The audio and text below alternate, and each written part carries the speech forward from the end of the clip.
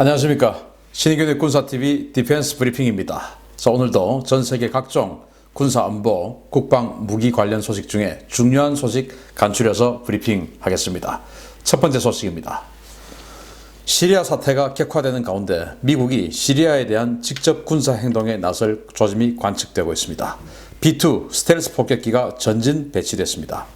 미 공군이 B-2A 스텔스 전략 폭격기 2대를 대서양의 포르투갈령 아조레스 제도 라제스 공군기지에 전진 배치하며 시리아에 대한 압박에 들어갔습니다.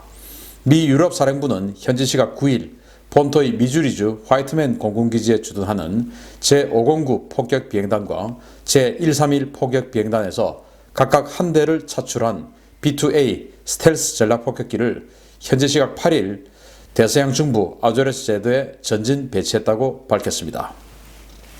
유럽 사령부는 성명에서 2대의 스텔스 폭격기는 유럽 사령부 작전지역 내에서 운용될 것이며 이 폭격기의 유럽 배치는 동맹국들에게 미국의 의지를 보여주는 것이다 라고 밝혔습니다. 유럽 사령부의 이러한 성명은 최근 터키를 방문한 켈리 크래프트 유엔 주재 미국 대사가 터키와의 군사협력 강화와 시리아 아사드 정권 축출 필요성을 제기한 직후에 나온 것인데요. 라제스 공군기지는 시리아 수도 다마스쿠스에서 5,700km 떨어진 바다 한가운데 있어서 은밀한 출격이 가능한 곳입니다. 미국이 B-2 폭격기를 유럽 사령부에 배속시켜 전진 배치함에 따라서 시리아는 물론 러시아도 바짝 긴장할 것으로 보이는데요. 중동 사태 악화를 해결하기 위해 트럼프 대통령이 정말 칼을 빼들지 향후 사태 전개가 주목됩니다. 자, 이 아조레스 제도, 미 본토에서는 4,100km, 그리고 포르투갈의 리스본에서는 한 1,500km 정도 되는 바다 한가운데에 있는 그런 자그마한 섬들로 이루어진 그런 제도예요. 여기가 이제 포르투갈령인데 여기에 뭐 제법 큰 그 요한 바오로 2세라고 하는 이름의 국제공항도 있고 사실은 제법 큰 섬들로 이렇게 이루어져 있는 제도입니다. 여기의 라제스 공군기지가 있는데 여기에 이제 미국의 B-2 폭격기를 배치를 했어요. 그리고는 그 통제를 유럽 사령부에다 맡겼습니다. 자, 그런데 유럽 사령부 같은 경우는 영국의 페어차일드 공군기지를 전략기지로 쓰고 있어요. 그래서 영국은 뭐 미국하고 거의 일심동체나 다름없는 동맹국 아닙니까? 그래서 페어차일드 기지에 이 B-2, B-52 이런 것들이 주로 이제 전진 배치가 되는데 문제는 여기 있으면 이 페어차일드에서 뜨면 영국에서 뜨면 시리아로 비행을 할 경우에 이 유럽 전역을 관통해서 시리아로 날아가게 되죠. 당연히 러시아의 감시망에 포착될 가능성이 아주 높습니다. 그런데 여기 이 대서양 한가운데 있는 이 아조레스 제도는 떠서 그냥 지중해를 관통해서 가면 되기 때문에 이 러시아의 감시망을 벗어날 확률이 아주 높게 되는 것이죠. 더군다나 이 B-2 같은 경우는 장거리 스텔스 폭격기 아니겠습니까? 그래서 이 B-2 폭격기가 은밀하게 출격하고 비행하는 것은 안 들킬 자신이 있는데 출격하는 것조차도 안 들켜야 되기 때문에 이 아조레스 제도를 선택을 한 게 아닌가 싶고요.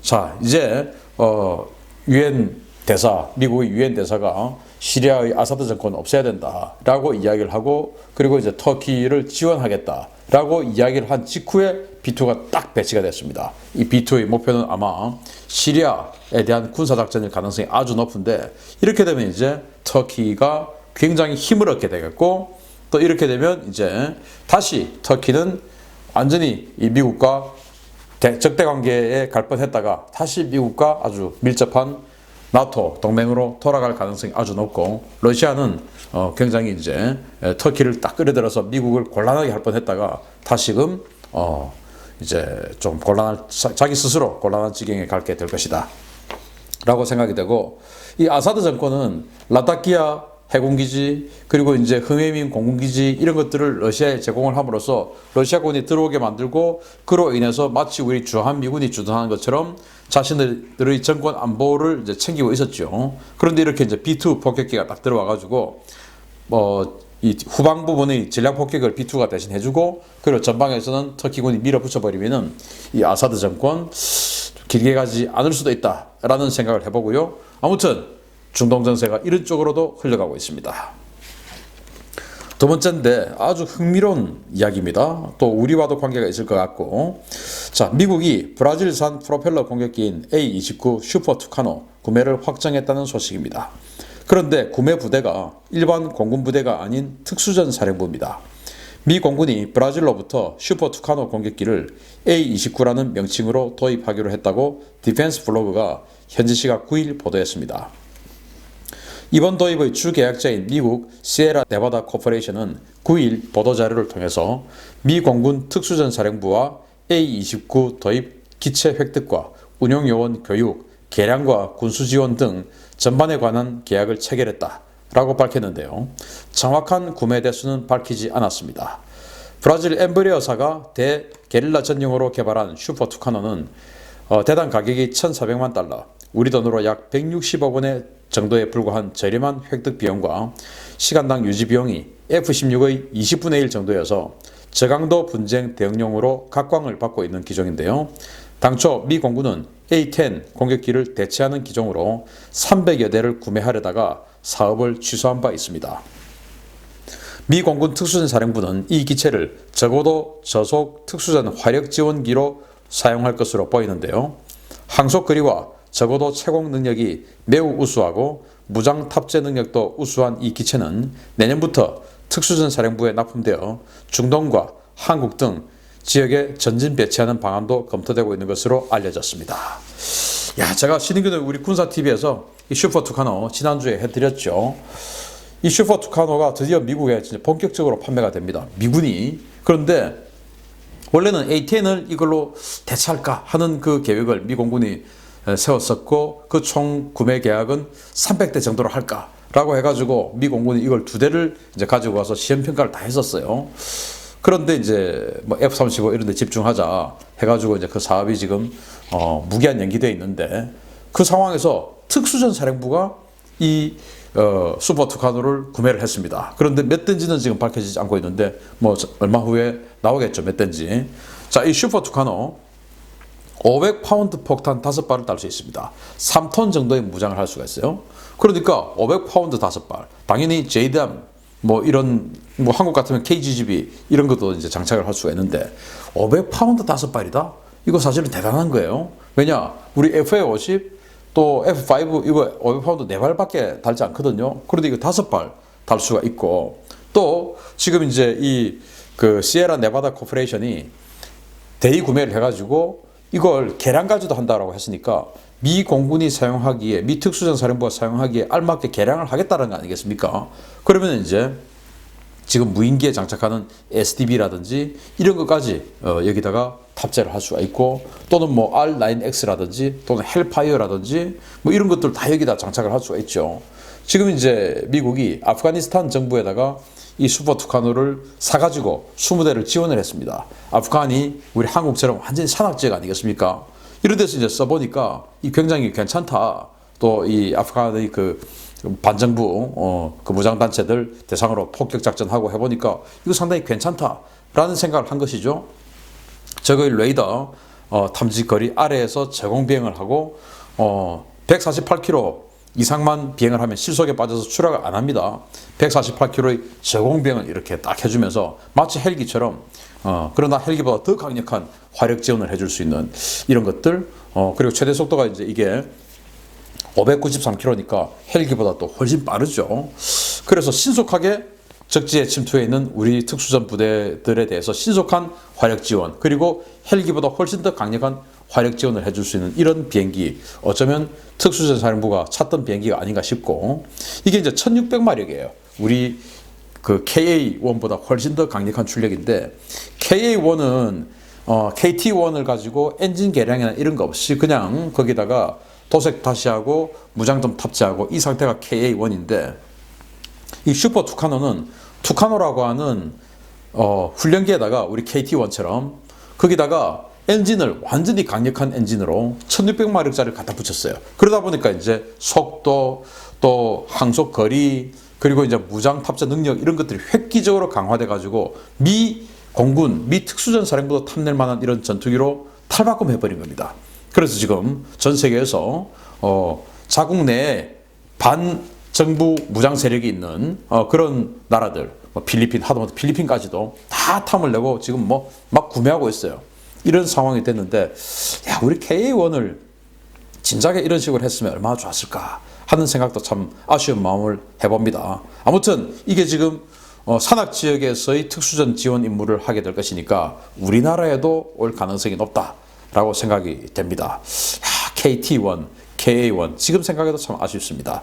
얼마든지 우리도 이렇게 만들 수 있었는데요. 자, 세 번째 소식인데 아주 또 재밌는 소식입니다. 이건 미국이 호주에 판매했던 F-18 전투기 46대를 다시 구입한다는 소식입니다. 호주는 구형 전투기를 판매한 돈으로 F-35 전투기를 구매할 예정입니다. 미 공군의 교육훈련과 가성접기 서비스를 제공하는 민간 회사 에어 USA가 호주 공군이 운용하다가 퇴역시킬 예정인 F-18AB 전투기를 최대 46대까지 구매할 예정이라고 호주 국방부가 7일 밝혔습니다. 호주 국방부는 향후 3, 4년 내에 퇴역하는 F-18 전투기들을 미국 에어 USA가 구입할 것이며 이 기체들을 인수하고 정비하기 위해 윌리엄타운 공군기지에 업체 직원들이 와 있다라고 밝혔습니다. 에어 USA는 호주가 약 30년가량 운용했던 F-18 전투기 기체들을 인수한 후에 오버홀해서 미 공군과 해군을 상대로 한 가상적기 훈련, 조종사 교육 등 영역 서비스를 담당할 예정인데요. 에어 USA가 노후 전투기 대금으로 지불한 비용을 가지고 호주는 F-35 전투기 구매에 보탤 예정입니다. 이로써 약 70여 대에 달하던 호주 공군 F-18 전투기 기체들은 캐나다에 팔린 25대를 제외하면 모두 미국의 손으로 돌아가게 되었는데요. 이러한 노후 전투기 처분 전 과정에는 미 국방부가 적극적으로 개입해서 호주 정부를 지원한 것으로 알려졌습니다. 역시 미국은 자신들을 확실하게 따르는 동맹에게는 그만한 서비스를 해주는 것 같습니다.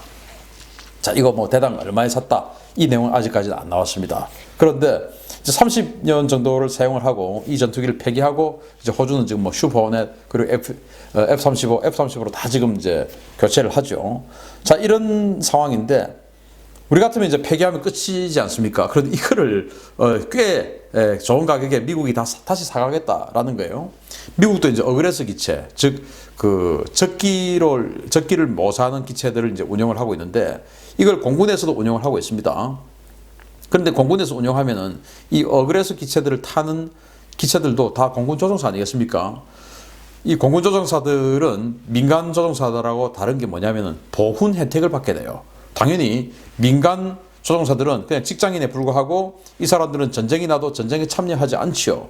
그러나 공군 조종사들은 전쟁에 참여해서 자신의 목숨을 담보로 하는 그런 직업이 바로 군인 아니겠습니까? 당연히 보훈 혜택이 일반 미국 시민들하고는 차원이 다르게 발달해 있죠. 그래서 군인 한 명을 유지하는 비용이 영역 직원 한 명 유지하는 비용보다 압도적으로 비쌉니다. 그래서 미 공군, 미 해군은 이 자신들이 어그레서 부대를 가지고 있기도 하지만 또 이 어그레서 기체들을 전문적으로 운영하는 용역업체, 그러니까 PMC, 민간 군사 기업들과 계약을 해서 어그레서 기체를 또 이렇게 제공을 받기도 하는데 그런 회사 중에 하나가 바로 이 에어 USA예요. 이 에어 USA는 어그레스 기체를 제공해서 이 대항군 훈련을 맞상대를 해주기도 하고 조종사 교육을 대신 시켜주기도 하고 또 수송기, 뭐 여기 747기도 가지고 있습니다. 그래서 수송 뭐 이런 영역도 해주고 있는 업체인데 지금 이 호주에서 얼마나 좋은 조건인가 하면은 이 에어 USA가 이 46대를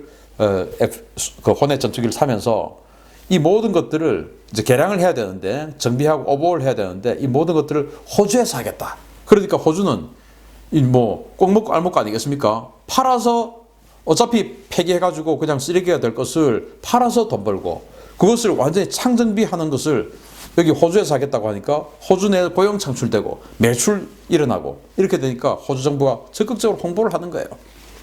자, 참 부러운 그런 상황이기도 한데요. 아무튼 호주가 이런 식으로 나름 대박은 아니지만 중박을 쳐서 그 돈 보태가지고 F-35 사는데 보탠다 라고 하는 그런 이야기가 있습니다. 자, 이래서 오늘 세 가지 소식 전해드렸습니다. 마치겠습니다. 감사합니다.